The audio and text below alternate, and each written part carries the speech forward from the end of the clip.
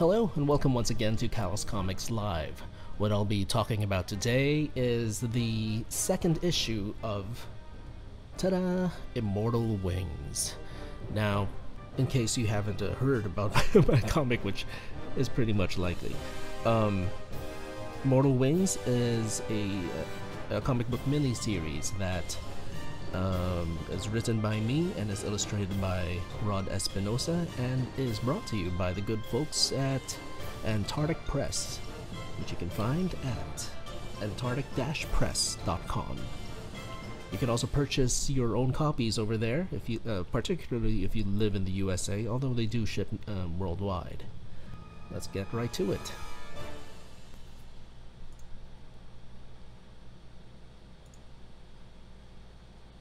This is the cover we submitted to Antarctic Press, and they had changed the cover slightly, just like in the first issue, to this new logo, which I do like.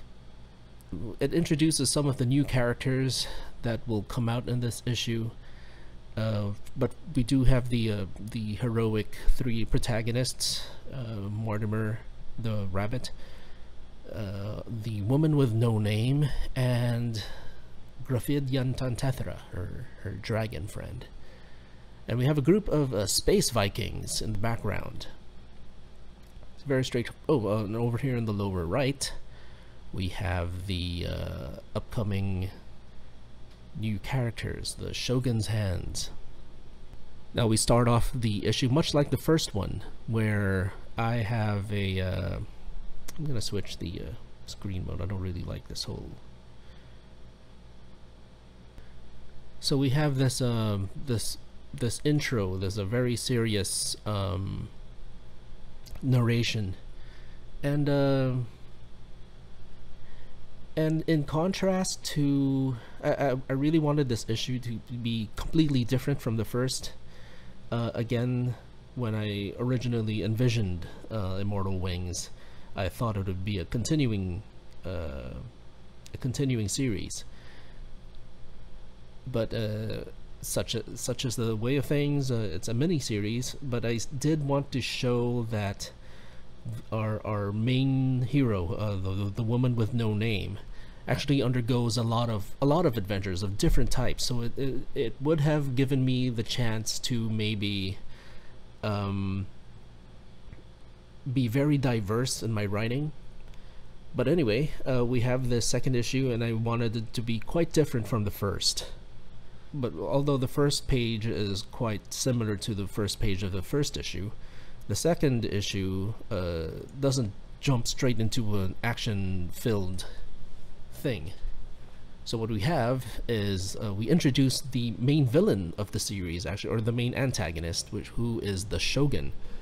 I never really specified in my writing what gender the Shogun was.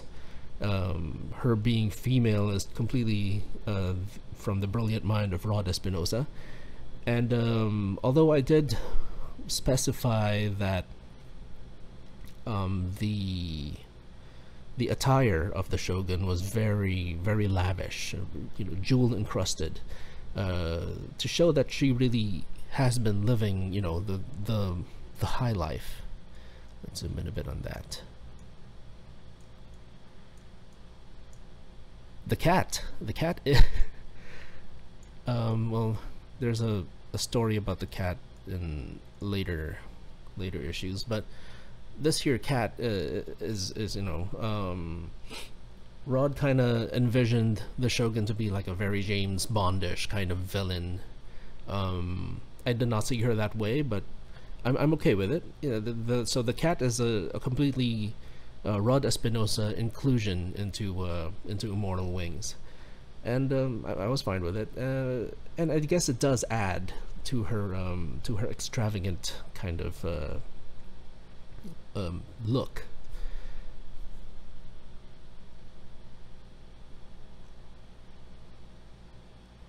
Oh, we should zoom in into another one of the main characters.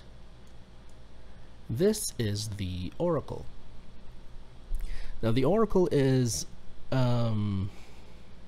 as his name implies, as an oracle, he can somehow predict the future, or at least see things in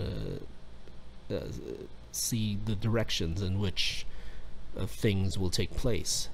Rod decided to design his costume as a because the only thing I specified in my writing is that he was a young boy, and I actually thought he would be, you know, like a British schoolboy kind of thing. So I actually imagined him to be blonde with blue or green eyes, and a very Caucasian kind of look.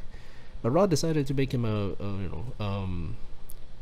dark-haired young strapping lad, and but he did include the nice thing he did was that to include to design his robe as a two starkly different shades, and I like that. It's very nice contrast, and it really brings forward the idea that he sees things. He sees the future as two paths. Everything is two paths in that could be taken by the universe and whatnot.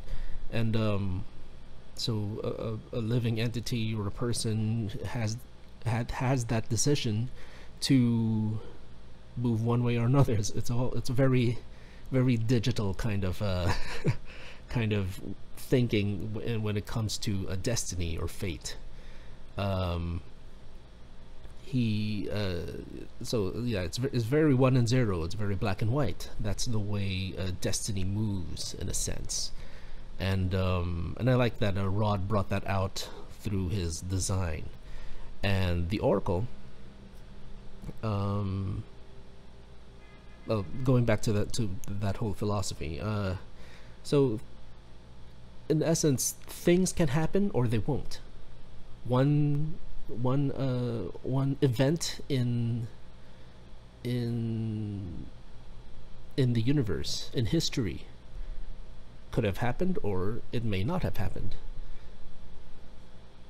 And I think his costume kind of reflects that. So moving along, I could talk about stuff like this all day, but moving along, how the Oracle sees the future is through looking into this pouch. I do like how oracles in ages past would look at the entrails of, say, a fish, or the bones of a turtle or a tortoise, or something. And I do like the mystery of what the Oracle sees inside that pouch. But that's his thing. Like, what does he see? And yet he's pretty accurate in his predictions. But the Shogun, that she wants these predictions to herself. She doesn't want anyone else to hear them. That gives her that power. So here she is reprimanding Katashi for not being able to destroy the foreseen threat to the shogunate. And in order for him to have a greater chance in destroying this threat, she finally decides to have her two hands, per se, to assist him in the destruction of this, or the elimination of this threat. And the two hands of the Shogun are these two schoolgirls. Now, I do like how the Oracle, I would think the Oracle and these twins are of the same age, and they do sort of, well, the Oracle has his robe on, but underneath he would probably have the same uniform as these two girls. So they come from, say, maybe the same school, or not necessarily a school, but from the same organization. Well, of course, the Oracle will not be wearing those skirts. He would have pants on or something. But anyway, I digress. Rod actually decided to make the opening door thing to be grander than what I wrote. What I wrote is just, there's a door in the back of the shogun's seat. Oh, let's go back to our throne room a bit. And let's zoom in just a bit.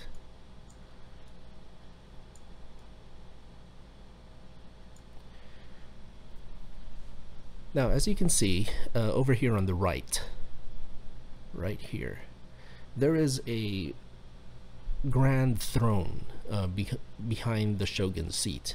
Now, at least in the Immortal Wings universe, and it's somewhat true back in feudal Japan, the shogun is not equal to the emperor. So the shogun is actually, I would say, like even in Great Britain, there you would have the royalty, the royal family, and you would have the commons, the House of Commons, led by the prime minister. Now they're the actual ones that are governing the land, or in this case, the shogun is the actual entity that is governing the galaxy. But here in Immortal Wings, the emperor's lineage is what truly rules the galaxy. But unfortunately, the line had been lost.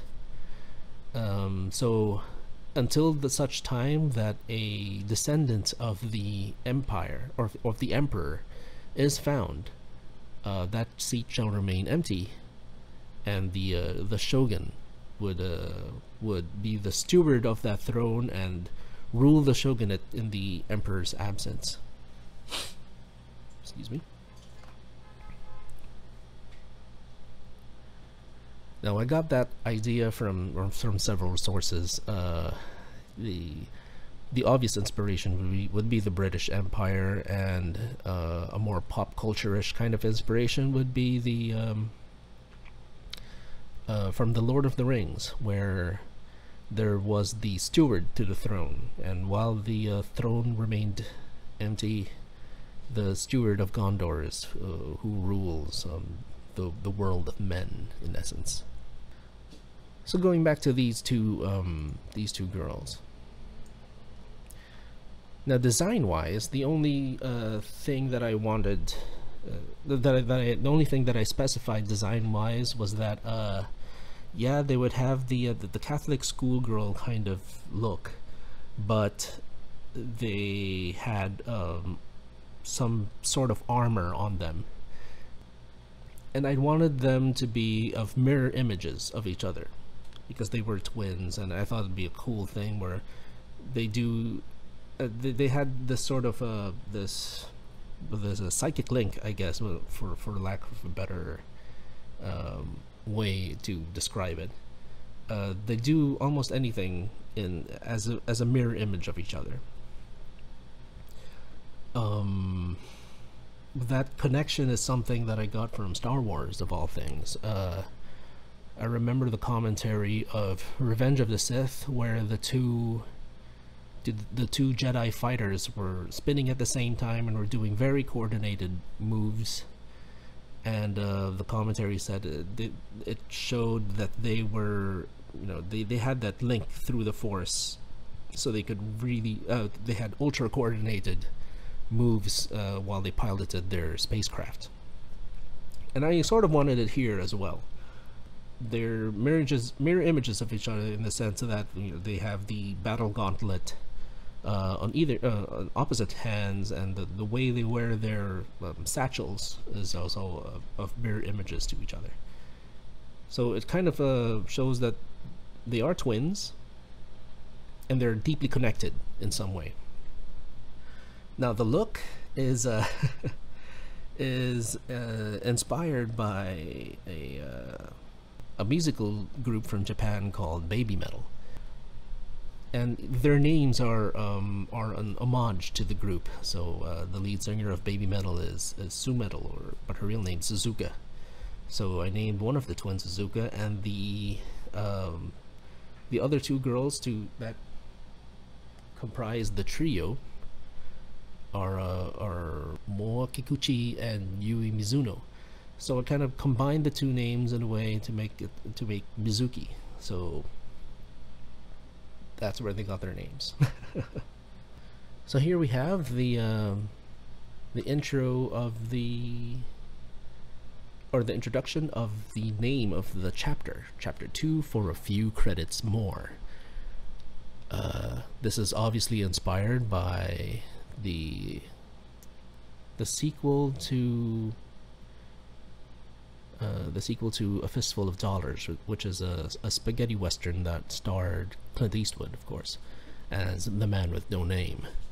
And well, his movie was For a Few Dollars More, and here we just made it For a Few Credits More. I wanted to show that our main hero, the woman with no name, is an action junkie in a sense, because right now she's being very bored. She's playing her flute to pass the time, and she's wondering why they couldn't have met their potential client that they're waiting for right now in a saloon or a bar where she could have a drink while waiting. And it's a nice little moment between the two, like they know each other very well. That's what I wanted to bring out. And also we'll look at what Mortimer is up to. And in order for him to have a purpose in their group, in their bounty hunter group, they decided that, and they realized that he's not exactly the type who'd be into close quarter combat and all that. They decided to make him participate in their adventures from afar. So hence they decided that he is a sniper. And of note, at least in this panel, so we saw him earlier undergoing shooting these metal cans and missing. So Cassandra has been Cassandra, the computer unit that links all three of them, reveals the score at 452 shots and 0 hits. But you know, dang it, I suck. Of note, I did specify this in my writing, where how he could have an unlimited number of ammo, and I did it by including this solar collector that charges the rifle directly. He does have these chargeable magazines right next to the solar collector, but might as well just connect it directly and fire away. And him being on a desert planet, it's of an advantage. He has quite an abundance of solar power. And then we have the grand entrance of their potential client. Now, yeah, I named them in the script as what do they call them? Yeah, Space Vikings. And my description was they had the whole it was a spacefaring version of, say, the old Navy divers back in maybe World War II or even World War I. The Navy diver, that classic metal helmet and very bulky, almost like an astronaut outfit, but for submarine use. And to have the usual and to have the usual trappings of Viking, like to have the horns on their helmets, and the sword and the fur coats. Pretty much makes no sense, but and I wanted them to ride on robot unicorns, just for fun. So here they are escorting this caravan, a caravan, and again Rod uses his brilliance in designing these ships or technical vehicles. And here we have Halfdan. I don't know what made me come up with that name. I think that the cybernetic implant was Rod's idea, and I do like it because it shows that it's not unheard of. Like, people in the galaxy do put these cybernetic implants into their body if they can afford it, and it's not an uncommon thing. But I think that's what the cape, the fur cape, signifies. This is a sort of a captain in this Viking army. So that's Halfdan. I wanted to be very boisterous, very happy, very jolly kind of guy. It's that classic, oh yeah, let's go into battle kind of person, and laughing and getting drunk, you know, like those Vikings in, what was that movie? The 13th Warrior. You know, they were very, oh, what a joyous day to die, let us drink, kind of thing.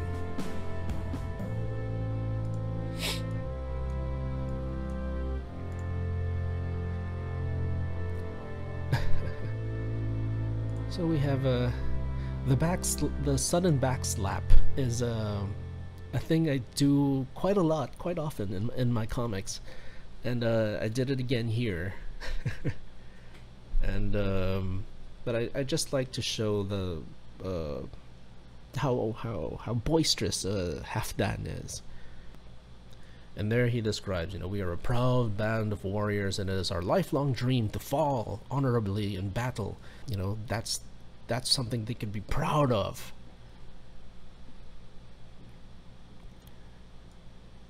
Hence, they are so skilled in battle that they can't, they actually choose battles that they have no hope of winning, in the hopes that they would, you know, fall. But they're so good at it that they still win.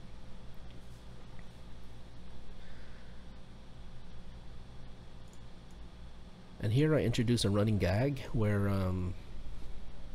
every time someone in their crew mentions the name of their king Borgar, everyone will repeat it, Borgar, to our main protagonist's surprise. And I also reveal here that here's the main thing, at least for this issue. Their king, King Borgar, is ill, and this ailment may end his life, but it should not be the way our king should go, you know, that kind of thing. So why do they need the services of a bounty hunter? And I kind of wanted it to seem like, okay, why we need, this is not the way our king should go, and we're hiring you. So the woman with no name would be, so what do you expect me to do about it? You know, she has that serious sidelong look, like, oh, I guess you want me to, you know, fight him and maybe take his life. So at least he'd fall in battle, you know. But yet, oh, could you get him some medicine? So we have a nice little comedy scene. Like, that's it?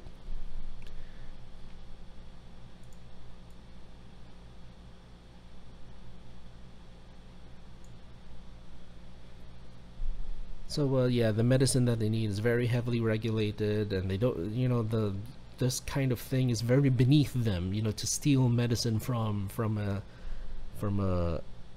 shogunate pharmacy. So that's why they're hiring a bounty hunter. And of course our bounty hunter actually thinks this job is beneath her as well, but you know, a paying gig is a paying gig. And we see the return of the green alien gang, and they're waiting for their chance to get at Mortimer. Now I do want to show that for whatever reason, The woman with no name. Oh, I think I've named her Star in this issue. Star and Gruff are very protective of Mortimer, and they want him to stay behind while she takes care of this on her own. Now this whole mission of hers is in stark contrast to her previous gig, where it was very action-packed. There's lots of explosions, but here I wanted it to be very stealthy, and this is in reference to Clint Eastwood in for a few dollars more, where yeah, he was being very stealthy in entering the stronghold of the rival gang in that movie, and I wanted it to be the same here. Like, we see a different side of her abilities. Like, she can be very stealthy as well. It was Rod's idea to have this like space ghost kind of cloaking device that makes her less visible in a sense, and I was okay with it too. It brings us back into the whole sci-fi kind of thing. So there she is, going through the hallways of this giant storage planet of the Shogunate. And as she turns a corner, oh darn, she's been found. So it also shows that even with her technological advantage of being stealthy, these two girls are able to see right through it. They have a keen eye for such things. I am Suzuka, wielder of the Hammer of Justice, and I am Mizuka, wielder of the Hammer of Warning. So this is in reference to a pretty old song that we used to hear in my youth. I don't know who first sang it, but you know, if you know what I'm talking, if you know the song I'm talking about, you probably get the joke. If you don't, that's okay. It's a long time ago. So yeah, it kind of goes like, if I had a hammer, you know, that one, a hammer about justice, a hammer about freedom, or something. And yeah, so I think there were lyrics like, it's the hammer of justice, it's the hammer of war, or I ring about warning. I forgot, but anyway. Yeah, this is in reference to that song, like the Hammer of Justice and the Hammer of Warning.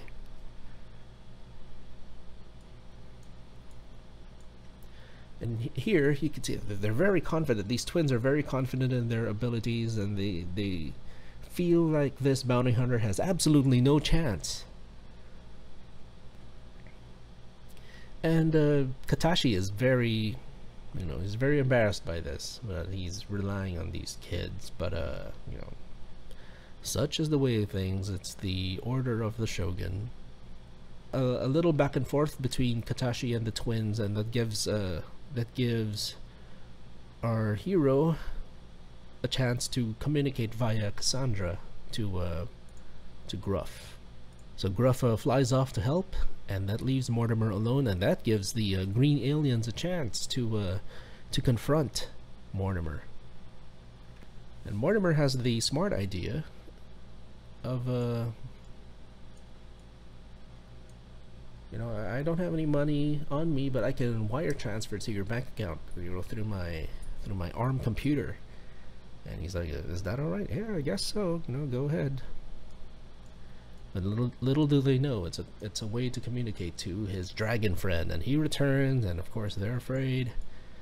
Oh yeah, I really should point out that Rod did a fantastic job on their spaceship. It's in reference to a Cadillac from the 1920s, and he, you know, he took that car design and made it into a spaceship, which looks fantastic, I have to say. And it also shows that, you know, that Gruff is sort of a connoisseur to those kind of things. Ooh, is that a Galactic Capone sedan from the 20s? And I mentioned Capone because Al Capone was famously a big user of such cars. back in his time. So we have a really quick action sequence where our main hero Star, slides her weapons toward them, but a lot quicker than they expected, and they slide under their feet, which takes the attention away from her, and she flies up into the air, which shows quite a bit of athletic prowess of our hero as well. And she drops her hat and her poncho onto the twins, and she's able to retrieve her weapons once again. Then we have the big firefight. Nice big action sequence. The twins finally get to have their shot at her, swinging their battle hammers at her, and it seems that they have her pinned. Like, uh-oh, our hero's in trouble. But of course, she suddenly hears the engine noise behind her, and boom, a nice big action moment where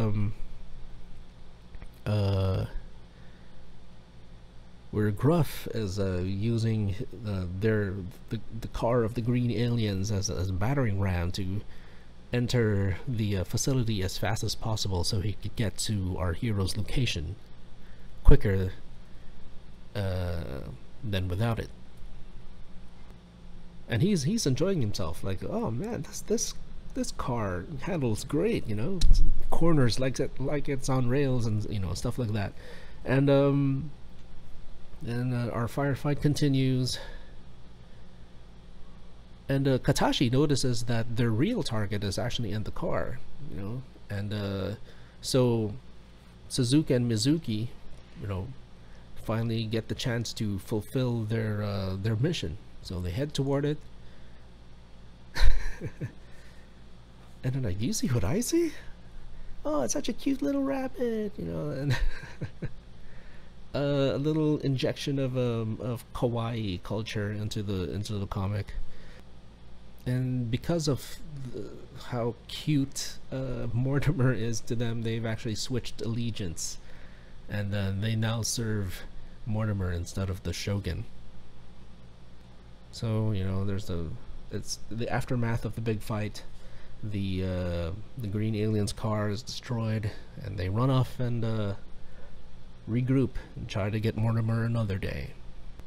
So we reach toward the end. It's just a single adventure, but I wanted to show that these characters undergo these different jobs, and they vary from time to time. So yeah, I wanted them to have a big variety of adventures, and this is what I wanted to show. Like, yeah, she has the big bombastic explosions everywhere kind of adventures, and she could have something like this where she stealthily has to steal something and for her client.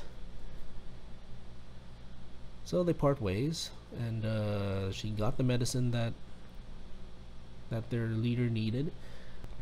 I had actually just run out of pages, so I cut a particular scene from this page where the joke was the medicine that they had to get was actually a very, very rare kind of alcoholic drink, and once Borgar drinks that, he feels fine. Oh, finally I got to drink my favorite whatever, and that just made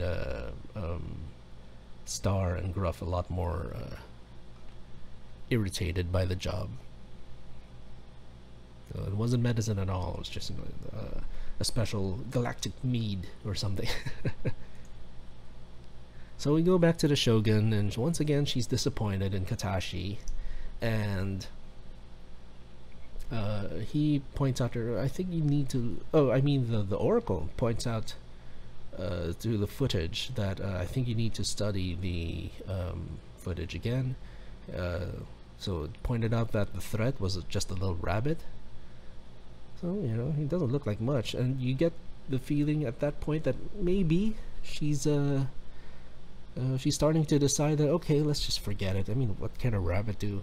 But the Oracle suddenly says, one of the target's companions may interest you. And she looks at the dragon and like, oh, a dragon. It's been a long time since, you know, one was seen in public and whatnot. But it's like, no, not the dragon. The bounty hunter? What? No, it can't be. And then we see that maybe there may be more to the bounty hunter than what we thought. Now, this being a mini-series, I had wanted to, you know, put in these little clues in a far longer span of time. But since this being a 4-issue mini-series, I, you know, dropped a big hint in one or two panels where, you know, she may be a descendant of the Emperor. So that's it for issue 2. It's a very straightforward adventure with a bit of hints in the overall story arc, and I really like it. I like the wonderful artwork from Ron Espinosa. What I wanted to do here was just point out that they undergo various adventures as this bounty hunting team. Off camera right here, I'm beginning to set up another microphone, and that's because I may have a guest in the next commentary. So, thank you for joining me today, and looking forward to seeing you again in the next Immortal Wings commentary. So here it is, issue 2. Get it? It's a lot of fun. I had a lot of fun in writing it, and I can't wait for all of you to see it. So thank you, and have a great day.